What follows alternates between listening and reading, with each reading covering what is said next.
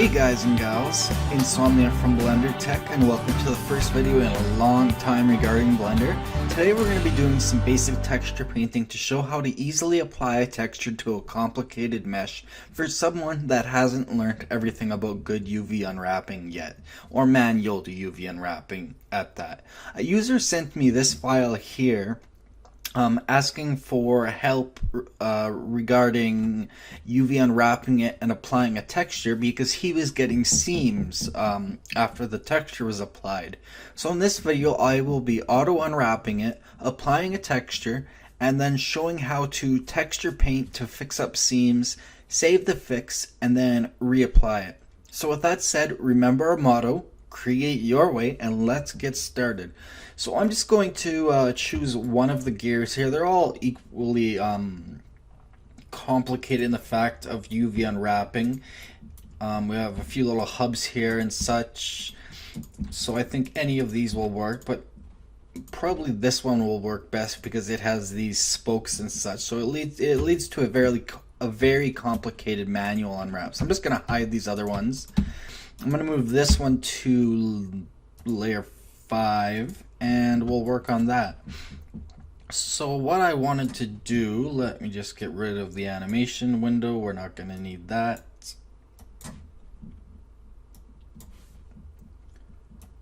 There we are. I'm going to open up a new window here, and I'm going to change this one to the UV/image editor. So if we go into edit mode, and if we select everything with A, and then hit U to unwrap and use Smart UV Project, this is basically an auto UV unwrap. Anywhere between 30 and 66 degrees usually is best. So if we hit OK, we get a general idea of what Blender can do automatically. And well, this would work for a seamless texture. With a non-seamless texture, you would, like, if I was to apply a texture over this entire thing, it would probably work out okay, but most likely not, and you would end up with seams. So what I'm going to do actually is create a new material. Now I noticed it was created in Blender internal render, so up in the top here under our main menu, I'm going to choose cycles render because that's what Blender render is getting sold now that nobody should be using Blender render unless there's a reason for it. I'm going to create a new material by making sure I have this gear selected, and then in the outliner here where you have your scene settings, etc., I'm going to click on the little circle here with the shine to it almost. That's our material view. I'm going to create a new material. I'm just going to call this example matte for example material. Then I'm going to take this window, I'm going to go into the node editor. I'm going to select that same icon down here at the bottom. That will bring us to the material nodes. And then what I'm going to do is I'm going to take the diffuse BSDF node. So that's basically the diffuse color. That's like what color will you see. I'm going to change our view mode to materials so we can see. You'll notice how I change it to green or something now, that's what we see. But I'm going to drag off of it here, and I'm going to apply a I'm going to hit Shift A, sorry. I'm going to go to texture, an image texture. I'm going to connect color to color, and that's how you would apply an image texture. Now since I have the Node Wrangler add-on, I'm just going to go Control Space with that selected, add texture setup, and you can see it adds an image texture. It adds a mapping node, vector to vector, which you would find hitting Shift A under where are you? Vector mapping, and then texture coordinates, which I believe is under the same. No, where are you?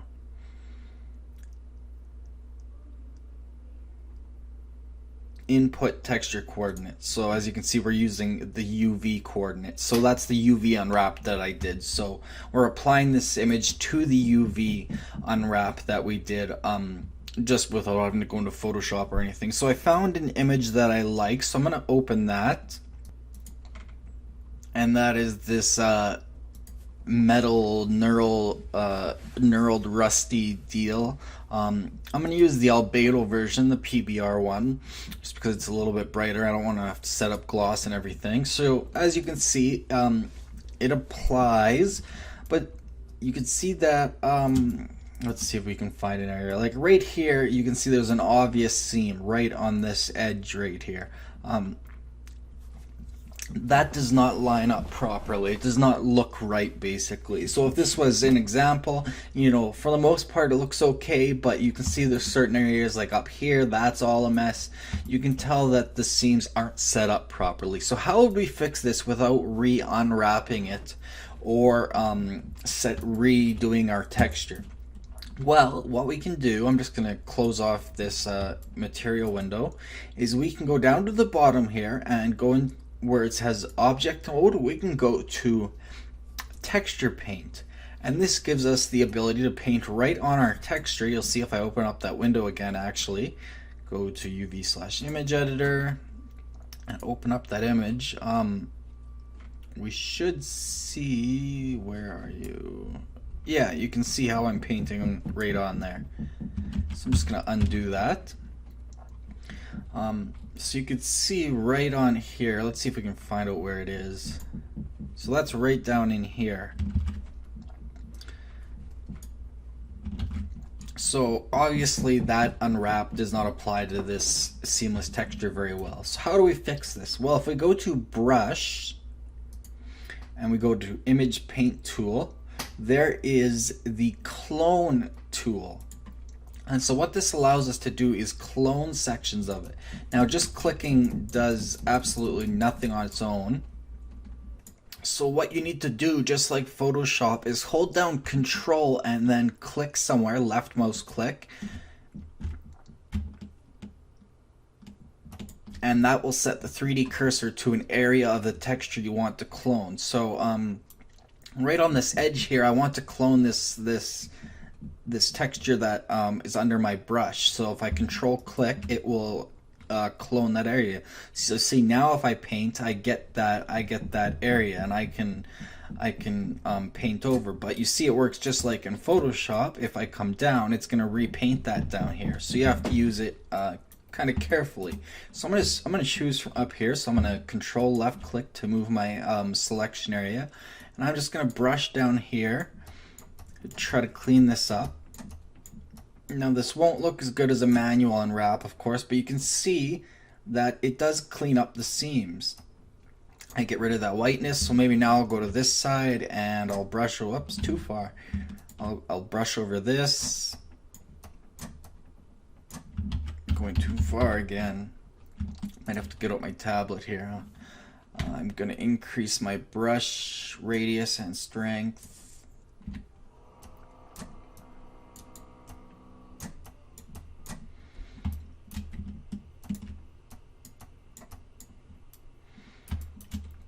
Let's get the edge here if we can.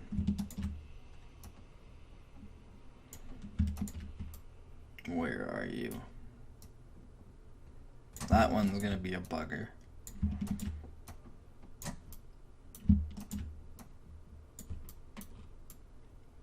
So that might be a seam that might not work so well in this instance. But you can see if I continued along,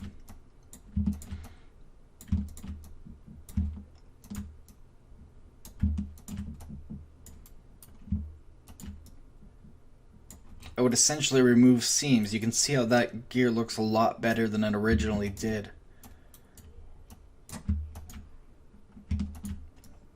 Get rid of all this white. I'm going very quickly, not taking my time. Now, the benefit to this versus doing it in Photoshop using the Photoshop clone tool is that you have the whole 3D view here, which is a lot easier, obviously, than trying to do it in 2D and then reapplying your image, etc., etc.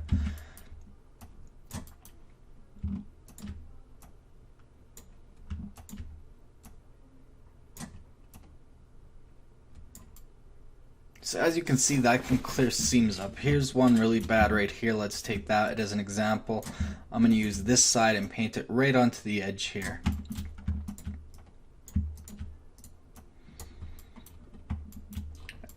As you can see, that pretty much removes the seam. And if I get rid of this white part as much as possible. Now you are going to lose texture detail here. Especially in this case, it's only a 2K texture. I think this is a very large mesh.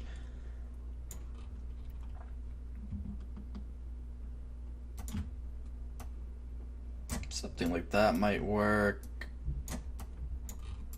So as you can see, that cleans up textures where there's seams. Again, we might go over this edge here, control and left mouse click where we want to clone from and clone right on the edge. You do the top here. Oops, too far. And as you can see, that just cleans things up. Let's go right here. Let's see if we can clean up this seam. So you can see how by going over a seam like this, if you're careful and you get just the right place to clone from, you can effectively remove any sorts of seams. As you can see, there's no more seams there. Where is another obvious one? Right here. Let's see if we can kind of clean that up.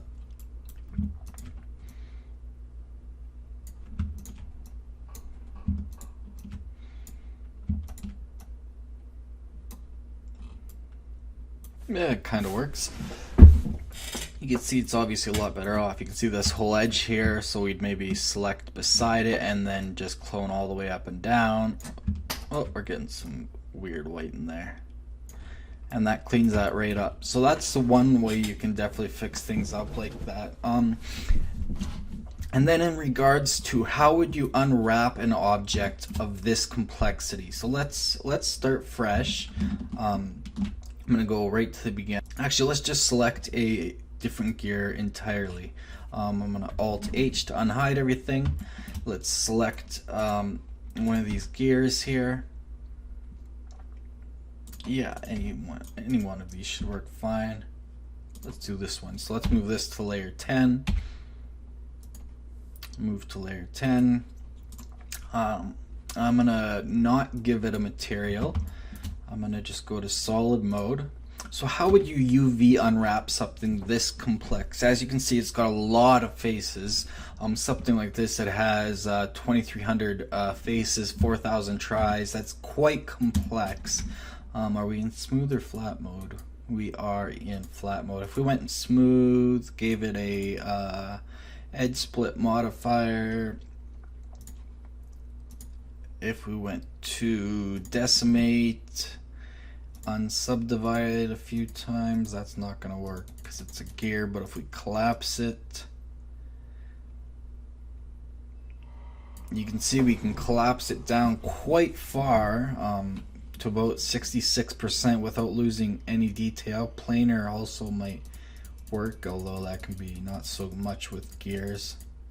Yeah, not so much. Although here you can see we can get it down to about 1,000 faces. You can see it's a lot less complex without losing any detail. If I undo that,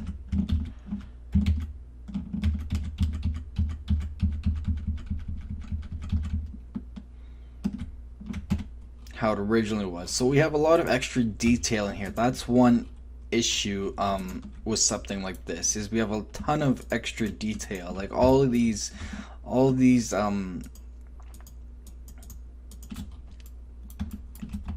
rings, these loops, could essentially be removed. Oh, we have hollow inside too.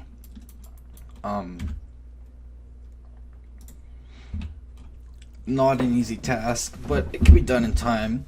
So that's something to think of when modeling, because that makes things a little bit harder to unwrap. But in something like this, you need to think of how to unwrap it, essentially completely flat. And it can take a lot of thought and a lot of time for something complex like this. If we go to the UV image editor, so we can start unwrapping. So what you want to do is you want to say select lines. So I'm in line mode here, and we need to select a place to start unwrapping. So what I would probably do is choose the entire outer ring of the gear on the teeth and all the way around. Now it appears that this wasn't modeled perfectly. Let's see, vertex mode, remove doubles, remove 2000 extra verts. Yeah, this was not modeled perfectly. Where's our edge split? There we go. Let's see if we can get a ring now. So if I hold down Alt and right click, no, I can't get rings. I can get some rings sort of there. So that could be a place to start unwrapping. So we could start there. So what you want to do is hit Control E and mark seam. You'll see it turns red. So that will essentially split there. And if I was to hit U and unwrap, you'd see what the result is, and it's going to be complete junk right now because we haven't done enough. So if I was to do an edge loop, let's see, do I have my keyboard shortcuts on? Yeah, right in the middle here, and then automatically turn that into a seam.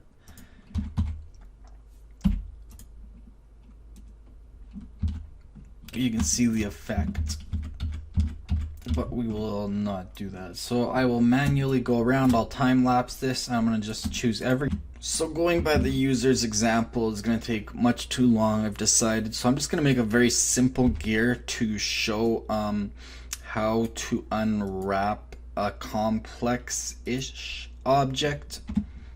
So we have a 4-tooth gear here. I'm going to bridge both of these loops here.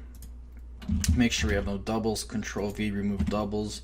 So when unwrapping complex objects and you don't want seams, you got to think about how the texture will lay, because the texture lays 2D. So we know that we would want, for example, all of these top edges, like around the gear here and the teeth top faces, we would know that that would be a flat texture there.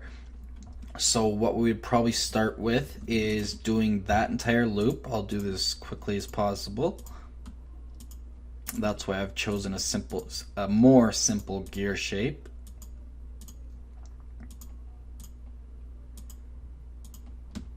So now if we hit Control E and mark seam, that turns red. Select it all, U, unwrap. As you can see, it's unwrapped, but we have more work to do. We need to split it somewhere. Now we would probably want the same on the bottom.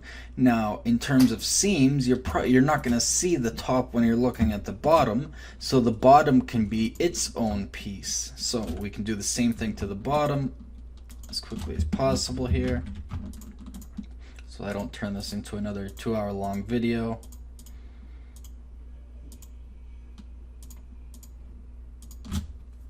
Control E, mark seam, select it all, unwrap, and you'll see we're starting to get somewhere. We've got two separate parts. So if we select one on the top, or if we alt click and select one of these faces here, we should get the entire ring. There we go. So we know down there is the top, and if we do this up here, we can see that's the bottom. It looks like the inside is the top, so we still have some work to do. But so what we got to think of is a few other places. Where would be the best place to split this now? I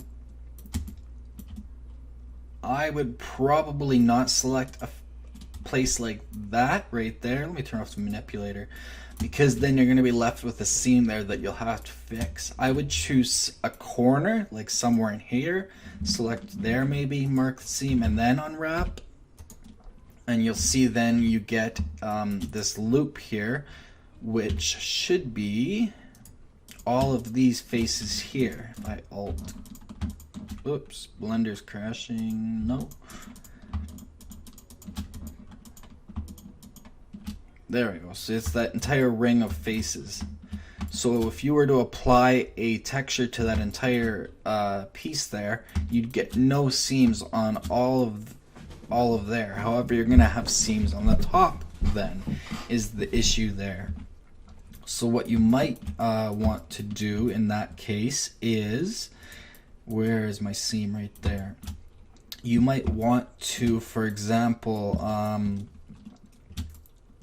you might want to take these and clear them. So I'm going to clear those seams. And then you might want to say unwrap down here. Select these, control, oops, did I create extra edges? I did.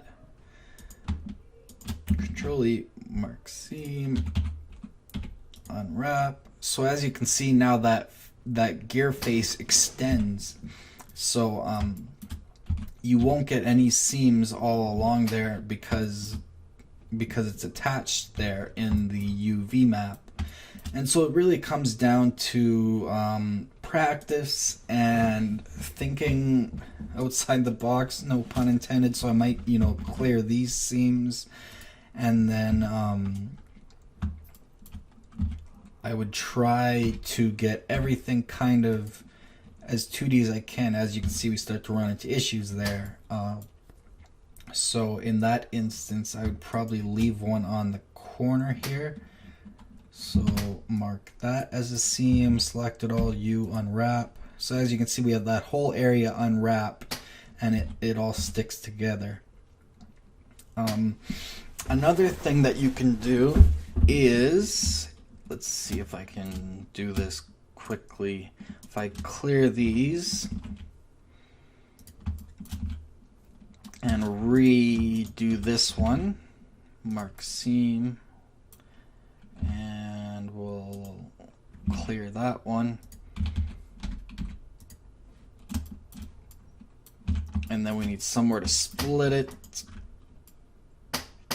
I could split it right around there. Let's see, mark seam. It's a little bit of experimentation too. As you can see, that unwraps it very well. So now you'll have the entire ring on the outside, and then the rest all becomes, oh, I'm not in face mode. The rest all becomes this shape.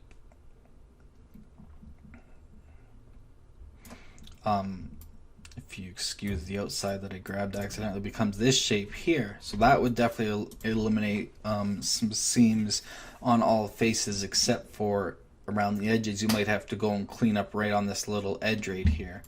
Essentially where your seams are is where you're gonna get seams if your texture isn't seamless. Another way to look at this is, for example, the inside faces. Maybe you might not see them, so delete them if you're not going to see them. And if you're using it in a game where you can't delete them, mark them as a seam. Mark that as a seam, and then it'll be its own object. As you can see, it's set it into its own object right here on the UV island. And then we have our top and bottom rings, or bottom and top. You'd have to select a face to find out which. You can see that's the top here. And then we have our gear faces. And so yeah, it really just comes down to practice and experimentation, and seamless textures help, and texture painting can help. Buying a dedicated texture painting program like Mari or Substance Painter can help, and there are a lot of techniques too. I mean, I would say that's a fairly good unwrap for a simple complicated shape like that. You can set all the gear face to be one long seamless texture. You can set the top and bottom to be the same texture. One last technique you have is if you were to mark like nearly every single I guess you could call them like areas. Well, I don't know what you would call that, but as you can see, like every place where it kind of changes direction, if you were to do that over your entire model and unwrapped it, then you get a bunch of individual pieces, which is not how I intended it to look. Where am I screwing up?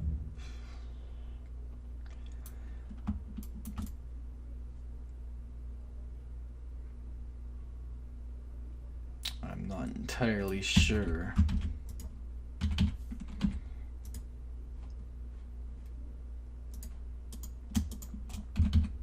Okay, so now we have these individual objects, and so what you can do is you can go and you can select one and you can set it up. So we know that this one right here is this face right here, and we want it to be connected to these faces down here. So if we look over there, we would know that we have to take this, grab it, and move it, and then we'd have to figure out which side, and you'd kind of have to go like that. And if you were careful with that, rotate it, get it roughly the same, then what you could do is you could come in here and you could select both these vertices, and then you could use the same tools as regular modeling. You could hit Control M.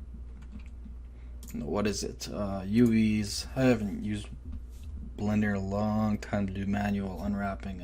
Stitch. No.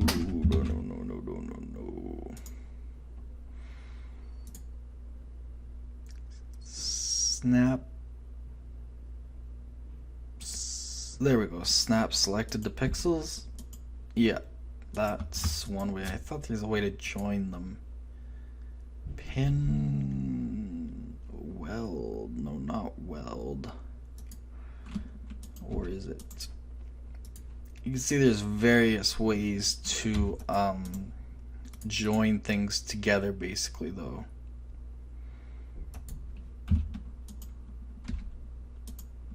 Nope. But now, essentially, on your UV map, you would have no seam there because those faces, if we select those faces only, are now lined up. Now we would have to do the next one. As you can see, it can be a very tedious process to get a nice clean UV unwrap. So if you were to do that for every single face, for example, if you were to do these two, you can see they're where are we? They're on completely different sides. We would have to take this, go into face select. I have to do the same thing kind of over, you know, and I have to make sure that's the right way around too, so that can be a pain because when you select an edge you don't get it here. So it can take a lot of experimentation. One thing that can help is to UV face join. Is that maybe what I was looking for? UV face join. Now is that join the way I'm thinking? Yes, now that has physically joined it, so you will get absolutely no seams whatsoever. So you can take your UVs and edit it also to get what you want. So you could take these individual faces and bring them wherever you need to make it so that you get a seamless unwrap. Another thing that does help is to go to image and new image, and then if we were to choose UV grid or color grid and hit OK, that gives you this design which can help. So if you were to use that as your UV map, you can see it's called Untitled. So if I went to texture or material, whichever, and if I were to open a new window and go to the node editor, make sure I'm in material mode. Sorry, my toolbar, guys. Get rid of that, and then go to the material window, make a new material. I would just call this something like temp UV with U there. I'm just gonna add texture setup and then use untitled. As you can see, it shows how our, I'm gonna close this now so that I can see how my unwrap is gonna work. It shows how it's gonna look and where you're gonna get ears. So this will be very hard to show. So let me start over by deleting everything and just using a cube to show it very easily. So if we unwrap, we don't want that smart UV project. So now you can see what you want to do is line everything up. So in this instance, I would probably want to mark seam, mark seams everywhere, and unwrap so that they are all separate. And then you'd want to essentially line everything up. So we know these two have to be together at one edge. So we can move it around and you can see how it stretches the texture. That can help you figure out where it needs to be. So if I go to select face, actually just going to select line so I know which side is which. So that is obviously that top edge there, and that one right over there you can see is that edge, so this needs to be rotated. So which one am I looking for? Not that one, this one right here, you can see is right there, so it needs to be rotated clockwise 90 degrees. So if I select this, rotate 90 degrees, now we can see that those are right on top of each other. So what you want to do is make sure those are aligned. So in this instance they are, and we know that just because, well actually no, there's a little bit of space, so you would have to take this one and grab along the Y and bring it down and snap it. If we turned on vertex snapping, vertex, grab along the Y, control, snap it to there. Now it's perfectly aligned as best as can be, and you would repeat that for the rest of it. So you would take this one right here, which faces that one right there, and this one, you would make sure those are aligned right on the edges that need to be. And you got to remember it's going to be the edges that aren't seen where you want to leave seams, and the ones that are seen is where you want to try to eliminate seams. So we've got right there, so that one's already lined up, and so yeah, it'd be as simple as joining those together. And so that can help you too. The other one is if we were to go new image, new image, you can also create a color grid. Some people find that easier, and then if I was to choose that one, obviously, so some people find that easier. It's got the grid, it's got the smaller grid, it's got the letters and numbers, so it can help you line things up, and you can obviously make it smaller or bigger depending. So as you can see, the bottom here is obviously not lined up at all in this instance, so we would have to take this and figure out where exactly does it need to go. We know that it's got to be attached to the bottom edges of all four of those, so this one would need to be centered somewhere, say like that or something.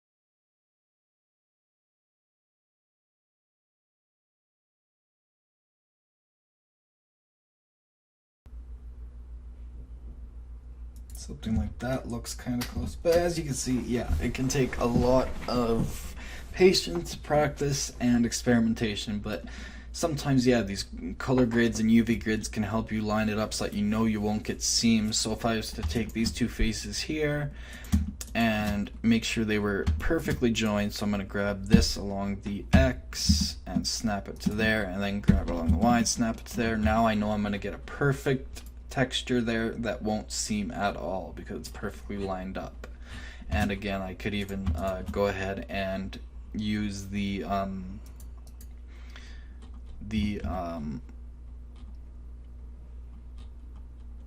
UV face join to make sure that those don't move. I didn't line it up perfect. See, it didn't unwrap perfectly straight. That's another thing, is selecting a line and then hitting W, you can straighten along the X and Y to make sure that they're straight. Just hit straighten, straighten. See, that's not straight. So sometimes you need to grab the vertex, grab this along the X and snap it to there. Make sure this one, that's the other one, grab this one along the Y, make sure it lines up with there, and then grab this one along the X, make sure it lines up with there, grab it along the Y, make sure it lines up with here, and then you have a perfect square. So sometimes you need to do some manual straightening out too. So hopefully that helps you with some texture painting, some UV unwrapping. It's pretty basic, I'm a little out of practice, but hopefully that gives you some help to who needed it, and hopefully it helps some other people out there. So that is all for now. Thanks again for watching. This is Insomnia from BlenderTech.com. If you enjoyed this video and learned something, please like it and don't forget to subscribe for more videos. We're on social media on the links on your screen. If you disliked this video for some reason, please tell us why so we can continually improve it based on community input. We also take requests, so we'll see you next time. Remember, create your way.